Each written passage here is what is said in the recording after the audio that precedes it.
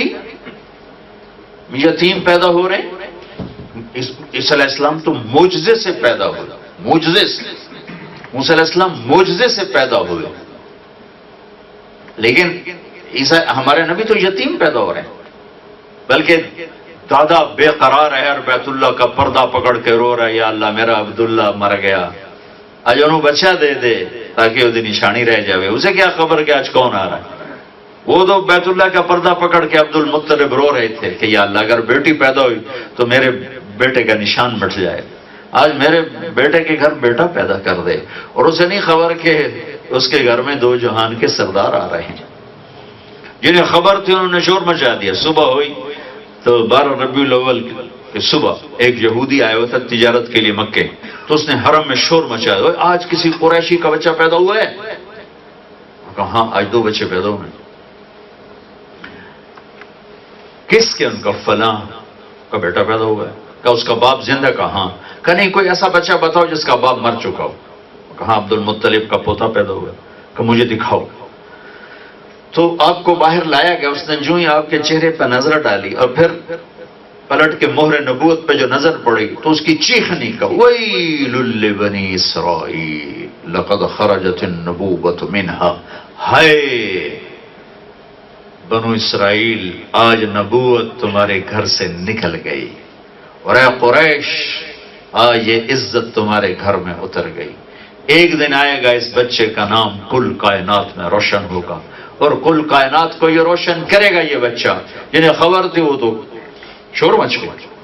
ایک سمندر کی مچھلیوں نے دوسرے سمندر کی مچھلیوں کو جا کے مبارک دی، دنیا میں پہلی اور آخری دفعہ ہوا، ورنہ ہر مچھلی اپنے باؤنڈری جانتی ہے، جب وہ اپنے باؤنڈری پر آتی واپس چلی جاتی۔ پانی آپس میں نہیں ملتا، مچھلی ملتی۔ کیپ ٹاؤن کے آخر میں گیا، وہاں پیسیفک اور انڈین اوشن مل رہے ہیں، تو مجھے وہاں دوستوں نے بتایا کہ وہ 2 سمندر آپس میں یوں لکیر بنی ہوئی تھی، اور جہاں تک نظر جاتی تھی پانی آپس میں مل نہیں رہا تھا، بلکہ پارٹیشن صاف نظر آ رہی تھی۔ تو انہوں نے کہا جی اس سے بھی اگلی بات یہ ہے کہ اس سمندر کی مچھلی ادھر نہیں جاتی اور ادھر کی ادھر نہیں آتی، جب اس کنارے پر آتی تو واپس چلی جاتی، وہی آتی تو واپس چلی جاتی ہے۔ دنیا میں صرف یہ، اب میں آگے کہہ رہا ہوں، دنیا میں صرف ایک دفعہ ہوا جس دن میرے آپ کے نبی پیدا ہوئے، ایک سمندر کی مچھلیوں نے دوسرے سمندر کی مچھلیوں کو جا کے مبارک دی کہ آج کائنات کے سردار آ گئے، آج وجہ کائنات آ گئے، کائنات کے لیے رحمت آ گئے، اور دنیا میں جتنے بت تھے زمین پہ جا گرے، اور ایران کے بادشاہ کے محل میں 1000 سال سے آگ جل رہی تھی، ایک دم بجھ گئی، اور ایران کا بادشاہ نوشیروان نے وہ محل بنایا تھا سنگ مرمر سے، اس کے 14 بڑے بڑے برج ٹوٹ کے زمین پر گر گئے۔ ہوا کہ ایک یتیم پیدا ہو رہے ہیں، یتیم۔ دودھ پلانے والیاں دودھ پلانے کے لیے تیار نہیں ہیں، 10 عورتیں آتی ہیں، حلیمہ کے بھاگ جاگنے تھے، اس کی سواری کمزور تھی، وہ لیٹ ہو گئی، تو ان کے خاندان کی ساری عورتیں 9 بچے لے کے چلی گئیں، ہر عورت نے اس یتیم کو پوچھا اور یتیم سمجھ کے چھوڑ دیا۔ پھر حلیمہ مکے میں انٹر ہوئی تو انہوں نے بھی دیکھا یتیم ہے، ہاں کہا مجھے معاوضہ کون دے گا، پیسے کون دے گا؟ سارا مکہ پھر کے آگے تھک کے بیٹھ گئی، تو خامد نے کہا حلیمہ خالی گود جانے سے بہتر نہیں کہ یتیم ہم گود میں لے لیں، چلے ہمیں اجر ہی صحیح۔ کہاں چلو یہ ٹھیک ہے۔ اب دوبارہ گئیں، بھی خالی گود جانا مجھے تانا ملے گا، کہا کہ آمنہ بہن اپنا بچہ دے دو۔ انہوں نے فرمایا اس کی برکتیں تو دیکھے گی جب یہ تیری گود میں آئے گا۔ ان کی چھاتیاں خشک تھیں، جو ہی گود میں لیا دونوں چھاتیاں دودھ سے بھر گئی، اور آپ نے ایک چھاتی سے دودھ پیا، دوسری طرف لگایا تو انکار کر دیا، منہ بند کر دیا کہ ایک اور بیٹا تھا حضرت حلیمہ کا جو دودھ پیتا تھا۔ شروع سے آپ نے انصاف کی بنیاد رکھی، اور اس سے عجب بات اب بتانے لگا ہوں کہ اگلے دن جب حضرت حلیمہ سوار ہوئی اپنی گدھی پر، کھوتی تھی جس کو اس پر سوار تھی، اونٹنی پر سامان تھا اسی کا دودھ، ہاں جب رات ہوئی تو بھوک سے بیتاب، تو کہنے لگی اپنے خامد سے ابن ابی کبشہ، نہ ابو کبشہ جا کے دیکھو تو صحیح، کچھ دودھ کا قطرہ، انہوں کو تھان تو خشک ہے، دودھ کہاں سے ہوگا؟ فرمانے لگے جا کوئی دیکھ شاید کوئی ایک آدھ قطرہ نکل آئے تو چلو کوئی لب ہی ہمارے تر ہو جائیں. اب تو حضرت حلیمہ کے خامد اٹھتے ہیں اور جا کر ٹٹولتے ہیں، تو جب تھنوں پہ ہاتھ پڑتا ہے تو وہ لٹک کے نیچے آئے ہوئے تھے دودھ کی وجہ سے، اور وہ ایک قطرہ مانگ رہی تھی، پورا جگ بھر کے لیا، پورا برتن بھر کے لائے. وہ حلیمہ نے کہا یہ کہاں سے آ گیا؟ کہ اسی اونٹنی سے آیا، لگتا ہے یہ بچہ کوئی برکت والا ہے. اس اونٹنے کو بھی پتا ہے کہ کون آ گیا ہے خیمے میں. اب صبح جب ہوئی اور اب گدھی پر سوار ہوئی اور گدھی کی لگام اٹھائی اس کو چلانے کے لیے، تو اس نے ایک دم تیزی سے منہ موڑا اور بیت اللہ کی طرف منہ کر کے سجدہ کیا. پھر سر اٹھایا آسمان کو شکریہ کا، پھر سجدہ کیا، پھر سر اٹھایا، پھر سجدہ کیا، پھر سر اٹھایا اور پھر منہ سیدھا کر کے حلیمہ کے گاؤں کی طرف چل پڑی ہیں کہ جس گدھی پر آپ سوار ہوئے اسے بھی پتا چل رہا ہے کہ یہ یتیم کون ہے، یہ کون آ گئے ہیں. حضرت عباس کہنے لگے یا رسول اللہ مجھے تو آپ کے بچپن میں پتا چل گیا تھا آپ کوئی بڑی شان والے ہیں. آپ نے کہا وہ کیسے پتا چلا؟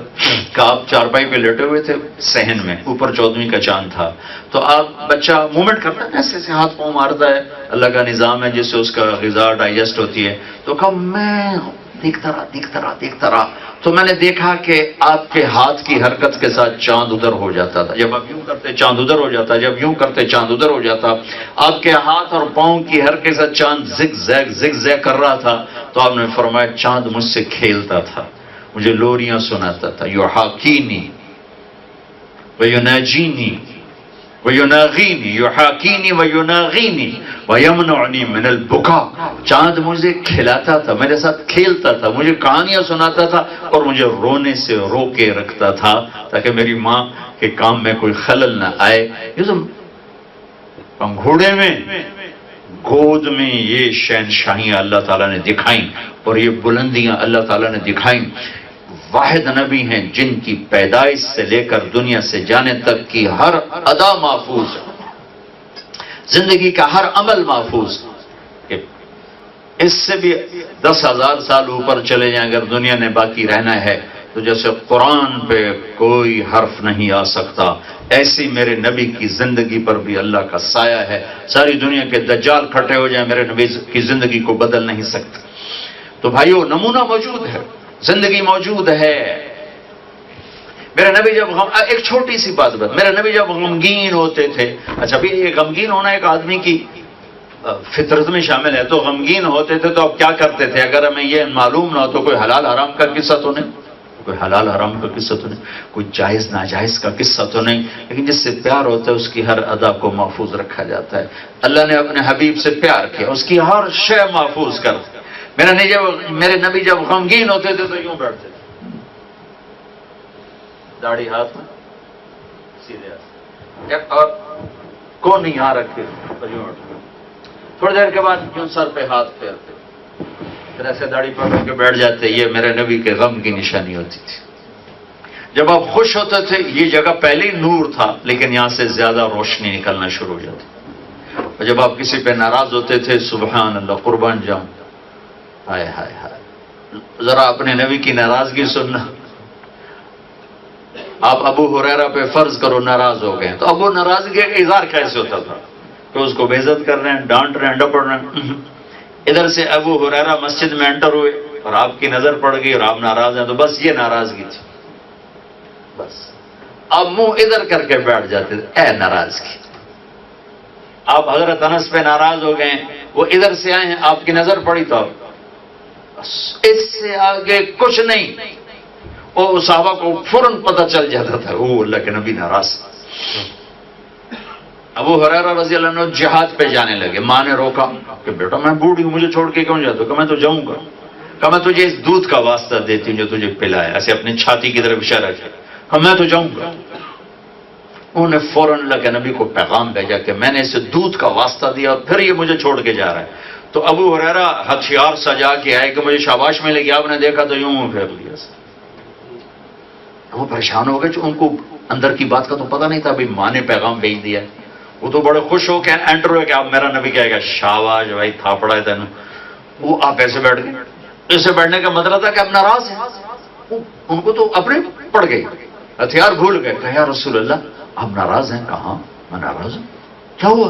کہ تیری ماں نے تجھے دودھ کا واسطہ دیا، تو پھر ہتھیار اٹھا کے آ گیا ہے. مجھے ایسا جہاد نہیں چاہیے جس میں ماں کا دل دکھے.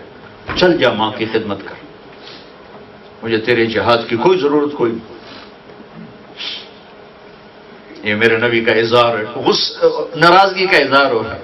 ہائے ہائے، سراپا رحم و نبیوں میں رحمت لقب پانے والا، مرادیں غریبوں کی بردانے والا، غریبوں کا والی غلاموں کا مولا. ہائے ہائے ہائے.